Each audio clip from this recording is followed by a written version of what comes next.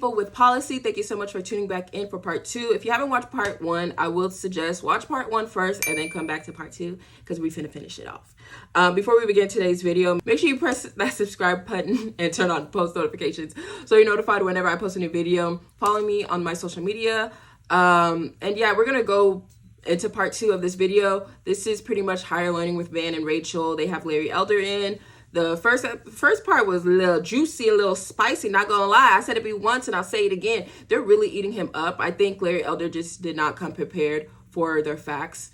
I think he's used to going against people who just debate off of feelings, but now that they have receipts and information, he's kind of startled a bit. I will say that, but we're gonna go ahead and get straight into it.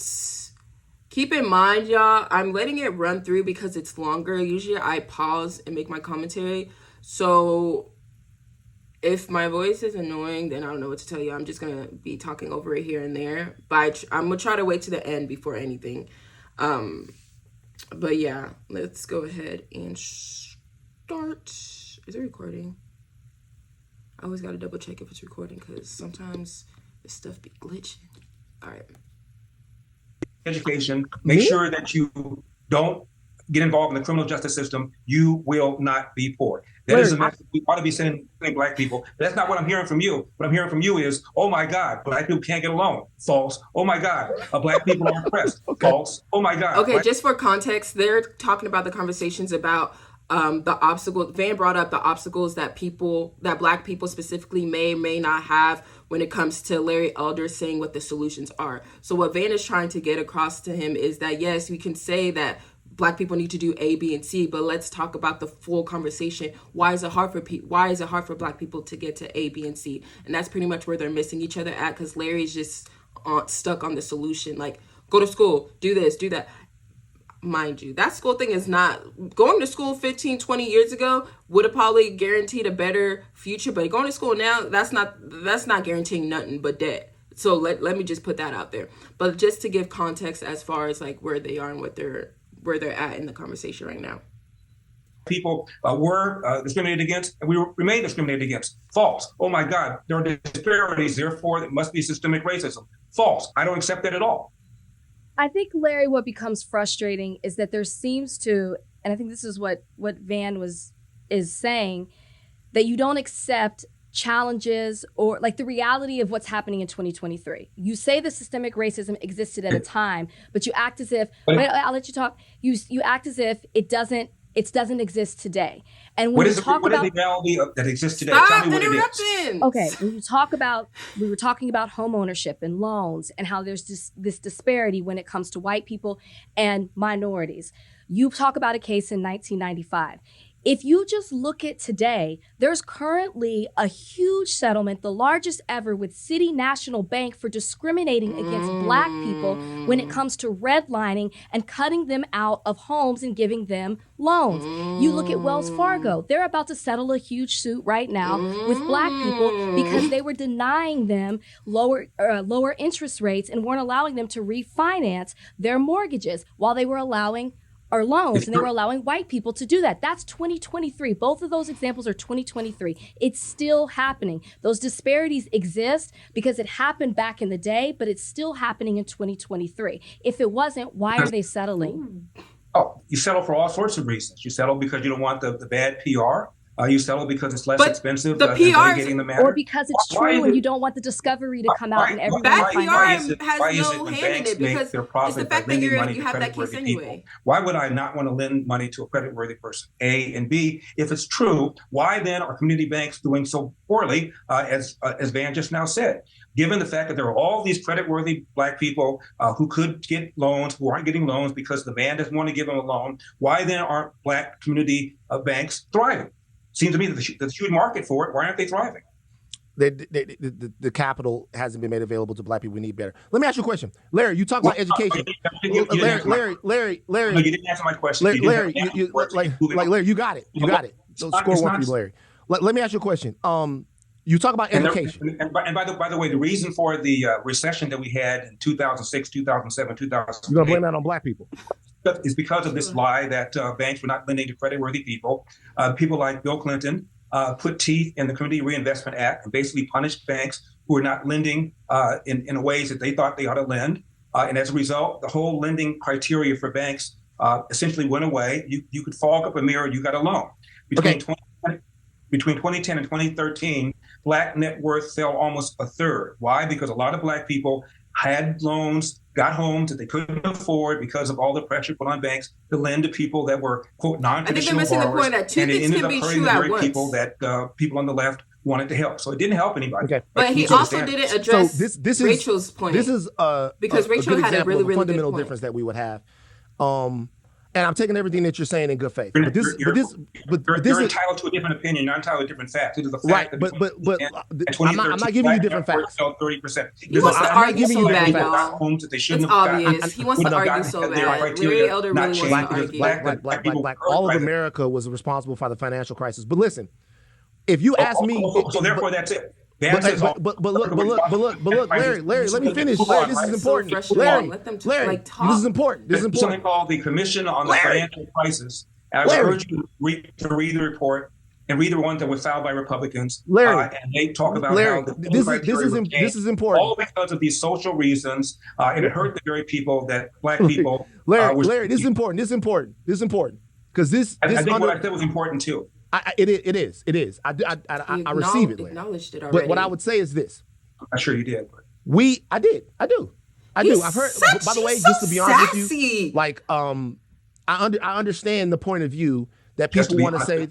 I understand the point of view that people say that risky borrowers and non-traditional customers were responsible for the financial crisis. I understand that. I've heard that point of view. I look at that a different way. I look at that as predatory practices, CDOs, rating systems, and playing with actual money that began in the 70s, right? And then persisted on throughout until the 90s.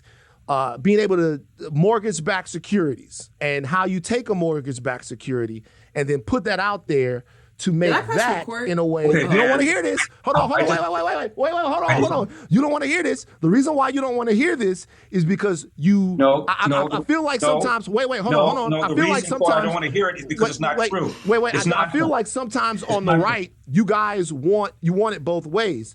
You say that it's both that the strength of America Larry Elder is so defensive. The average ordinary American earning. But also, when America fails, it's not because people who want to buy houses were told that they could buy houses by people who knew that they couldn't buy them, number one, and then number two, played with money in a way to create a new form of security so that they can then go trade it on the market, right, and make untold sums of money.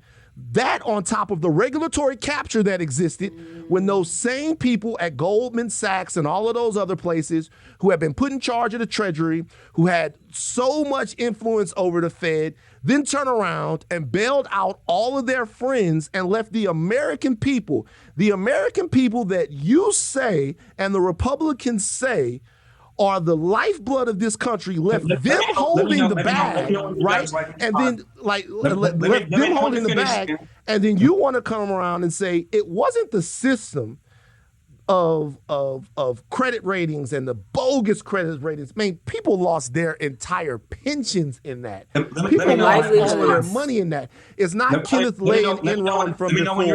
It's not all of those other people. It is the American who wanted to buy a home and was told that they could buy a home by greedy banks and funds and all of those. It's their fault. And then not only is it not their fault, it's the Black Americans' fault. We can agree to disagree there, because I want to ask you one more thing. You got to let him respond, though, Van. Agree to disagree. Was that a question? No, it was a response. We can agree to disagree, Larry. Larry, I want to agree to disagree. We have to be able to do that as two people who love Black people. But he can't. Okay, you got to let him respond, though. No. I want to say no. I'm asking your listeners to read the Financial Crisis Inquiry Commission, read both the majority report and the minority report. Right, okay. And that explains the minority report exactly what happened. And what you guys got that? Okay. What Van just now said is pure, unadulterated. It's absolutely true, guys. But that's okay. A difference of opinion. That's okay. So because man said it's true, must be true. You brought up, because Larry said it's true. Education. That's a way not to be poor. I'm wondering why high school educated whites make more than college educated blacks. He froze. You have to be specific. If you're asking me, so when I'm asking you, if you compare apples to apples, people with the same educational scores, people have been in the same corporation for the same period of time, whether you're talking about blacks or whites or men versus women, there's no difference in their income. Okay, I'm telling you right now. Hold on for a second. This is the issue, you guys. All of this stuff, I just want everyone listening to the sound of my voice to know. This is not Van Lathan that's telling you this. This is literally the Department of Labor that keeps track on these statistics. Department of Labor says the opposite households that are led by high school educated whites who do not have bachelor degrees have more wealth and income than households that are run by college educated blacks that have a bachelor's degree. I'm asking Larry Elder why that is. I'm responding. Larry Elder's responding if Van will allow Larry Elder to respond. The Labor Department says the opposite of what you just now said. If you compare apples to apples, people with the same kind of educational background have not left the office, have not taken time out in order, for example, to have children the way women do. You compare apples to apples, there's no difference in the income of point A and point B. Sorry, it's just not true. When you compare different categories, of course there are differences. Men make more money than women do as a whole. But if you compare a man with the same kind of background as a female, same industry, same educational background, and the woman has not taken time out to have children, for example, there's no difference in their income according to the Department of Labor. Okay, so your statistic was from the Department of Labor it's right there. By the way, shout out to Sandy Darity. But look, I think what Larry is saying is the context of it. We really thank you for being so generous with your time, Larry. Seriously, it's LarryElder.com. You guys can go. You said shout out to Sandy Darity. He's a economics professor. Shout out to Walter Williams and Thomas Sowell, who say the opposite. Okay, cool. You say that CRT DI votes are increasing and not decreasing racial tension in America. What do you feel like would decrease racial tension in America? If people recognize that they're not victims, they're not entitled to things like reparations because of things that happened to other people didn't happen to them. If people like Barack Obama, when he got elected, had followed through on what I think people thought he was going to follow through on, which was to be a healer as opposed to somebody who picked up the race card and played the race card time and time again during the 8 years he was president. For example, when Barack Obama ran, he was in the primary. He was being interviewed on 60 Minutes. And Steve Kroft, the correspondent, asked him, Senator, if you don't win, will it be because of race? And Senator Obama said, no. If I don't win, it will be because I've not articulated a vision that the American people can embrace. Before he became president, he gave a speech at a historical black church. And he said that the Moses generation, referring to the generation of MLK, has, quote, gotten us 90% of the way there, close quote. He said, my generation, the Joshua generation, has to get us an additional 10%, which I thought was accurate. He fast forward, becomes president, and he says racism is in America's DNA. He says that if I had a son... It's a fact. Racism in America is older than America. That's a fact. He said if I had a son, he looked like Trayvon. He said the Cambridge police acted stupidly. He embraced Black Lives Matter. His Attorney General, Eric Holder, called voter ID an example of pernicious racism. He had Al Sharpton, one of the biggest race hustlers in America, in the White House over 70 times, so that when he left office, both blacks and whites thought race relations got worse. When he entered office, blacks and whites thought race relations would get better. He played the race card time and time and time again and made things worse. And as a result, a lot of black people are behaving like victims rather than victors, which is what we really are. Okay. Last thing I'll say, just real quick. There's another interview that I remember before an election, and it was from, you love Donald Trump, I'm assuming. And so you're big fan of Donald Trump. And Donald Trump, during an interview, was asked about David Duke. We talk about presidents. He be sipping that drink when he starts getting nervous. Now, Larry, I know that you and I both know because we're smart. Can you finish your point? He was asked about David Duke, meaning what? He was asked about the fact that he was asked about the fact that David Duke supported him. Okay, that David Duke said that he supported Donald Trump, and Donald Trump. Hold on, real quick. When we talk about race, rejected his support. Remember that? Okay. No. By the way, the imperial plan in California. See what you're doing? You're so anxious to defend Donald Trump. You won't even let me finish. Donald Trump was asked about David Duke, and what Donald Trump says is, I don't know him. I don't know who that is. That's right.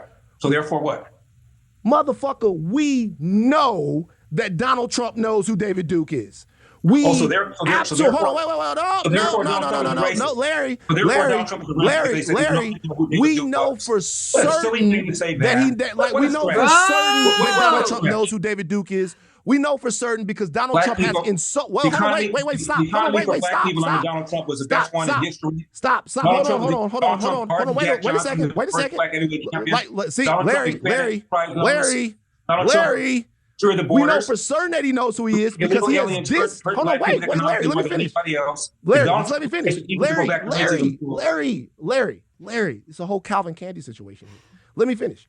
Literally. We know for certain because he had what a ridiculous thing to say. We had dissed David Duke in the past. He had insulted him. We know. Wait, Larry, just let me finish. Larry, please. Larry.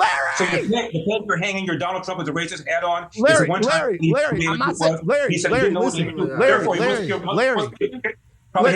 Sheet in the Oval Office, right? Larry. What a silly thing to say, Van. That's all you got? Larry, I'm asking. Larry, you talked about. But you're not asking me anything. You're making a diatribe against Donald Trump. I'm not making a diatribe. Therefore, I'm a bad guy because I support Donald Trump. Larry, you can support whoever you want. Larry, I couldn't care less. What I'm telling you right now is that you said you talked about what you felt like Barack Obama could have done to stem the racial tide and calm some of the racial animus that exists in America. All right, you feel like that's a fair point. I'm not going to argue that with you. I don't think that he had any. I don't think that it was necessary for him to do any of that, but some people probably did, and that's fine. He was the president of an entire nation. That's fine. That's a realistic expectation for you or somebody else. Okay, so just listen. Just let me finish. Hold on. What I would expect somebody who was running for president to say when they're asked about the most notorious Grand Wizard in the history of the Ku Klux Klan to say is, I 1,000% reject support from that guy. I think that his entire life that he is devoted to dehumanizing and devaluing black people is a whole sham, and I'm not doing for that. And your guy obfuscated at that question rather than answer it, and you don't want to hold him to the same standard that you would hold Barack Obama to. I feel like Larry Elder is hypocritical because there's something here. Hillary Clinton is the first one to bring up that Obama there's something here. I don't know what it is, bro, but there's something here. When we talk about people not judging us by the same standard, what it is, bro. You're not judging us by the same standard. That's Larry's problem. He doesn't judge by the same standard. Hillary Clinton brought up that Obama was not from America and that he was from Africa. Why are you acting like I'm a fan of Hillary Clinton? That make her a racist? Why are you acting like I'm not a fan of Hillary Clinton? Why bring Trump up? Because you're a supporter of Trump, so he's using that as an example. Larry, let me throw you a bone real quick. Why did you bring Trump up and didn't bring her up? Larry, let me throw you a bone. What about Chuck Schumer, 1974? Larry, let me throw you a bone real quick. Let me throw you a bone real quick. Because you think I'm a Democrat. That's the issue here. You think I'm a Democrat. I think white supremacy. I don't know what you are. I think you're incoherent. So listen, just real quick. I think you're incoherent. Real quick. I could be. You have no idea what caused the housing meltdown. You have no idea. I feel like the way that. Well, I don't think you know. You have no idea about what to be telling black people instead of telling them that they're victims. I think you're incoherent. You know. And I think you're making things worse. We don't believe that black people are victims. Black people are not getting loans. Larry, this, that, and the other. That's a fact. These cases are actually out Larry, look at this chain. Bro, you know how much this costs? You think I'm a victim? Come on, man. I know you got them, man. Because Larry, I'm not. What I'm telling you right now is this is the only thing I'm saying to you. I'll let it go. Larry, I'll let it go. Van, is to do what I did. Work hard. I work hard too. You're talking to me. I just now said that. I said tell people. I said tell Larry people to Elder do is what very I've done. defensive, though. Man, I will say you've that. worked hard. I've worked hard. You persevere. Tell people to persevere. I will tell them to persevere. And what I will tell them and listen. That the man's out to get you. That banks don't loan money to No. All nonsense. Let me finish. I'll tell them to persevere in the face of the obstacles that are realistic to them. And I think you would say that. I would say I think you This agree is with where that. they disagree. Larry doesn't feel like there's an obstacle. Van thinks that there are obstacles. Larry Elder. They keep. Oh, really? Larry, let me ask you this. Wait, stop. Hold on real quick. I'm sorry, Rachel. I apologize. Larry Elder. That's pretty insulting. The obstacle that a black kid faces. I'm not gonna lie, I feel bad for Rachel. I don't believe black people are victims, therefore No. Or not feel bad for her, but it's just like, wow. Because she can't even get a word in. They keep going back and forth. To make sure that cancer kills you is as if you pretend that it doesn't exist.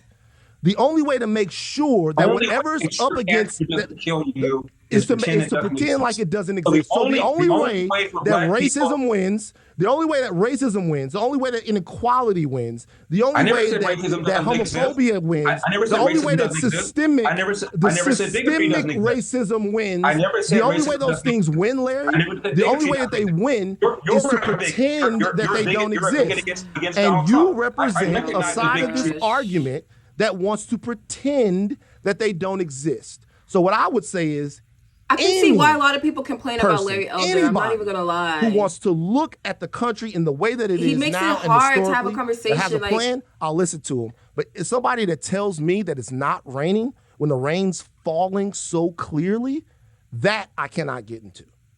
I never said racism doesn't exist. Rachel, so you believe? I have no idea to whom you are directing that diatribe. I never said that doesn't make sense. You can't say you believe in racism. I said that racism is no longer a factor in holding people back. That's what I said. Okay. But, I'm gonna acknowledge this after. I'm gonna switch it because this was. If you finish high school, don't have a kid before you're 20 years old, get married first, get a job, avoid the criminal justice system, you will not be poor irrespective of your race. That's what I said. This is the last thing for me. You are running your campaign. Is it Save America? It's what I want to say it right. What's your campaign slogan? We have a country to save is my slogan. We have a country to save. And you're talking about fatherlessness and that there's this epidemic in the Black community of fatherlessness. And excuse me if I've missed it, but to date, what have you done to combat fatherlessness in the Black community? That's a good question. This is the clip I saw on TikTok. Okay, so you're accepting that we have an issue with fatherlessness in the Black community. You're accepting that, I assume. Actually don't. But I'm not. You said that. I didn't think so. So you're not accepting it, and you're asking me, what am I doing about something that you don't accept? No, you're.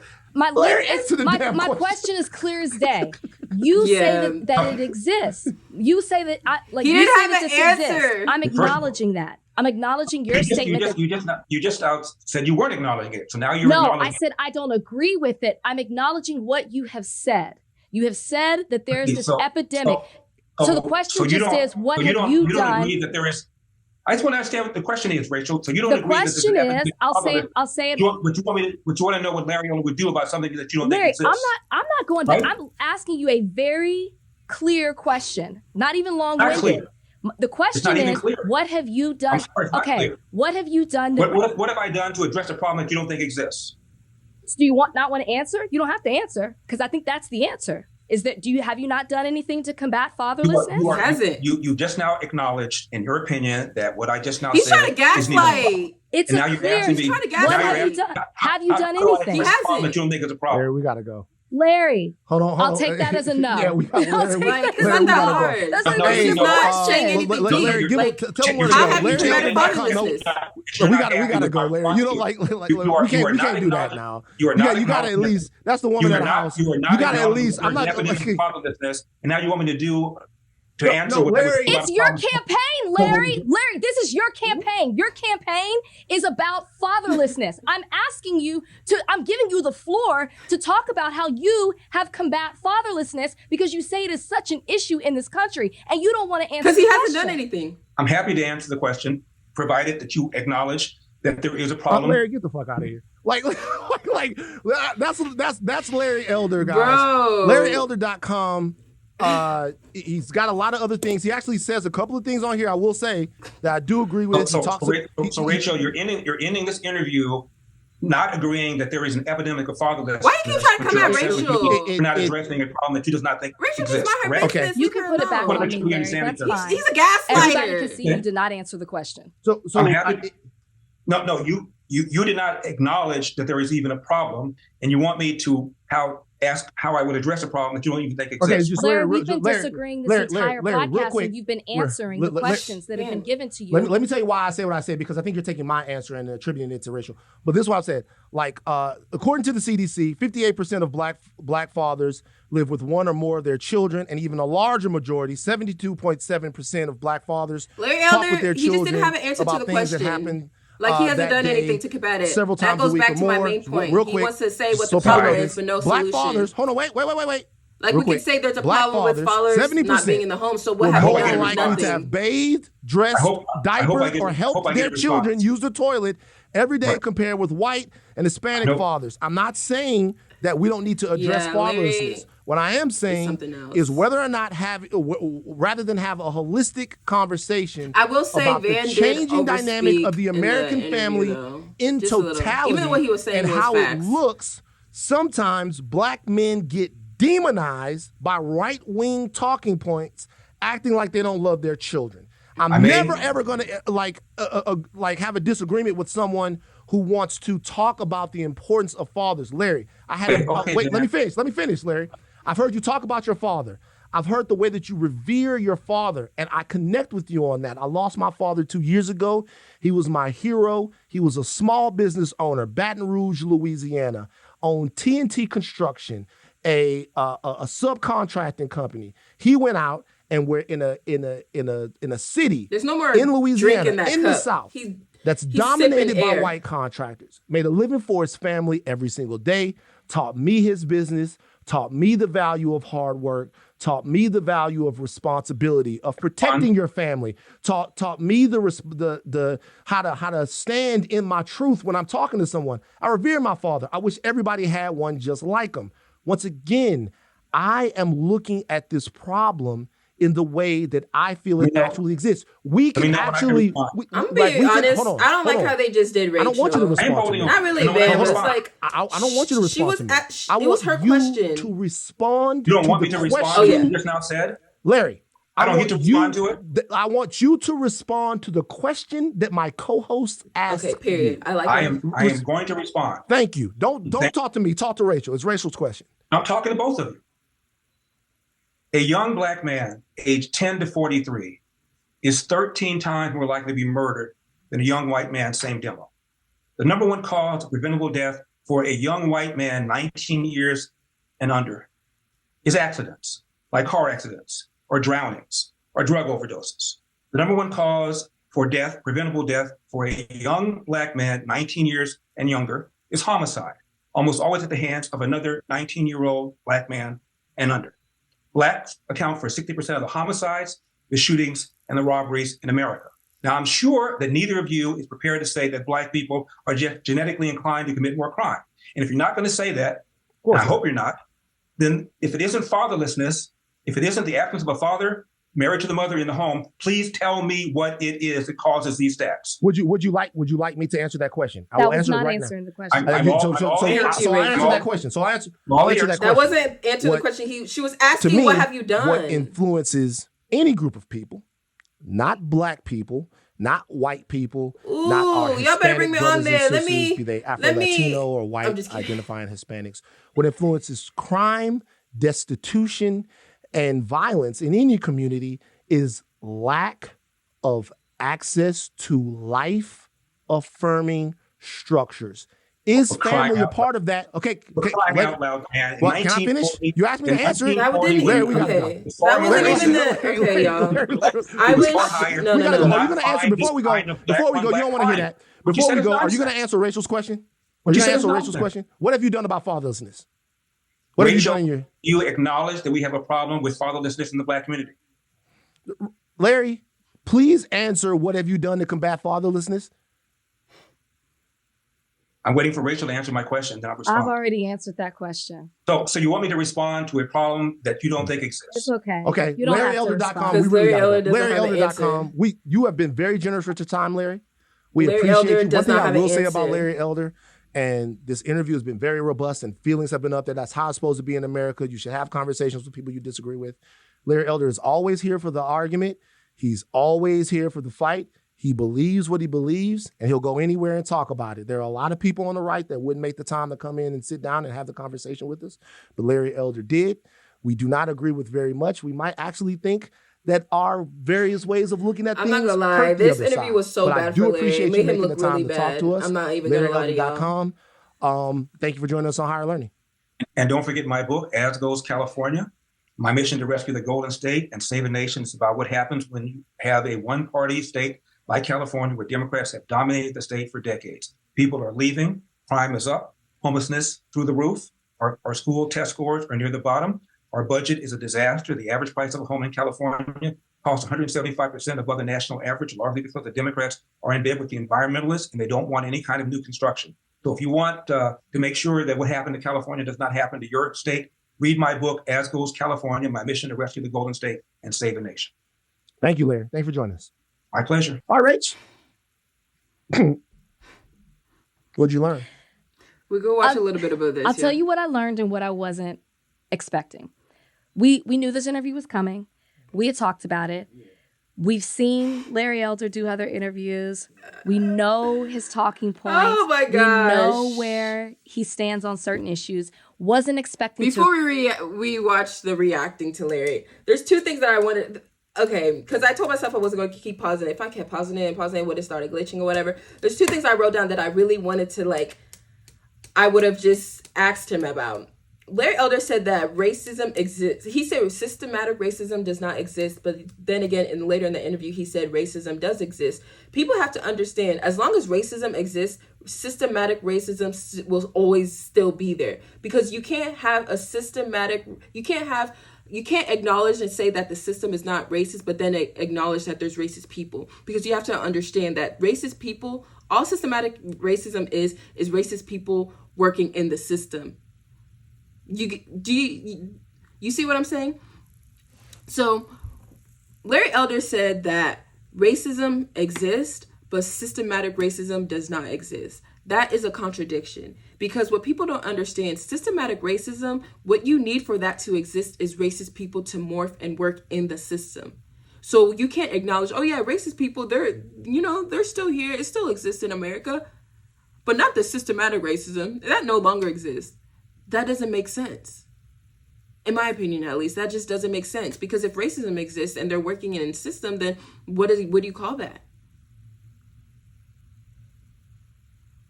Okay. And then there's something else that he was saying, obviously towards the end, whenever he was speaking about the fatherlessness. Larry Elder, I feel like he just says stuff and hopes it sticks at this point, because this interview really made him look bad. I'm not even going to lie to y'all. You can't say oh, Rachel, I'm not going to answer your question until you acknowledge that fatherlessness in the Black community is a big issue, yada, yada, yada. Whether she acknowledges or not, what does that have to do with your point? Mind you, this is his point. This is his campaign. This is something he has come out and said. Rachel was asking him, if this is something that you deem as an issue, what have you done to combat it? He couldn't answer that because he hasn't done anything. Either he hasn't done anything or it doesn't exist. It's one or the two. And I don't like how he was coming at Rachel. I'm not even going to lie. I really don't like how he was coming at Rachel, because I feel like it's just something, because Van was coming for his neck. He ain't knucking bucking once. But when a woman says something, oh, well, you need to answer the question, this and that.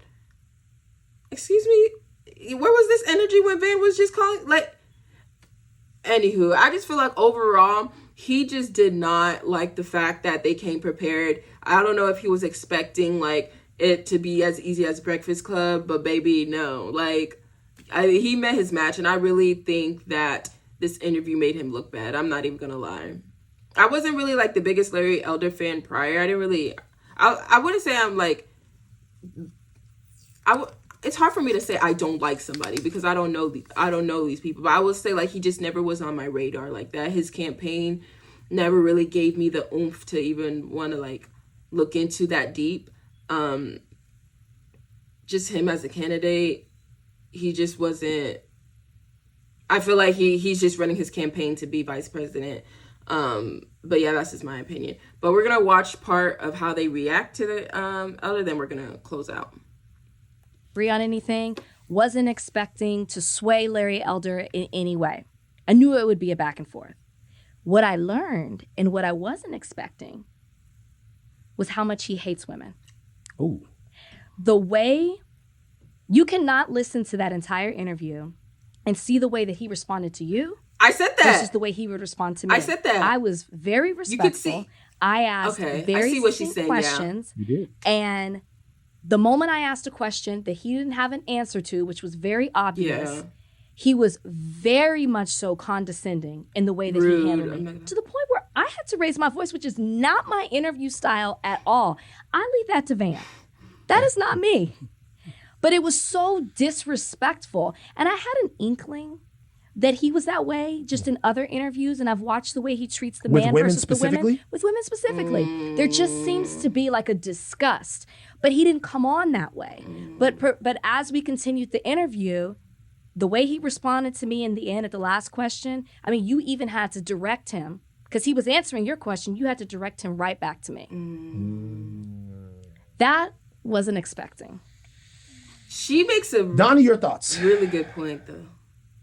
It went how I expected. I think I knew. I mean, we all knew about Larry Elder coming into this, and I know how you guys are. You guys are pros. You brought it home in a way that I feel like it could have gone off the rails. You guys kept it in bounds, kept him. Tried to keep him honest by asking him direct questions that should have had direct answers. And I feel like wrapped it up with a nice bow in the end, where we ended up seeing Rachel have to get out of herself in order to get an answer that we still ultimately didn't get. And I feel like Larry Elder didn't come away looking good on this. He definitely, I feel like, kind of embarrassed himself in the end when he couldn't answer his plan for his central platform, which is fatherlessness, what he's done to combat that. And I feel like, it was embarrassing. And you know what, Donnie, too? He's not used to people challenging him with, his gimmick is, in this year, this happened. These are the percentages. He's not used to people coming with him with facts. This statistic versus that statistic. He's used to these feelings, so he has these talking points. I have yet to see really interviews where someone's like, actually, what happened in this year was this. Actually, I'm going to give you this statistic for this. And it was very obvious more than ever that he can only respond to questions in that way. And when you combat it or when you challenge it, he's going to go around about answering the question. He never answered any of your questions directly. He only talked in statistics. So here's the thing. There is a way to have conversations about aspects of Black culture and Black. I'm going to be honest, I'm going to stop it here. But y'all, let me know your thoughts on the comments down below. Honestly, me personally, I think they ate him up, left no crumbs, not even being dramatic. I feel like this made Larry Elder look really bad.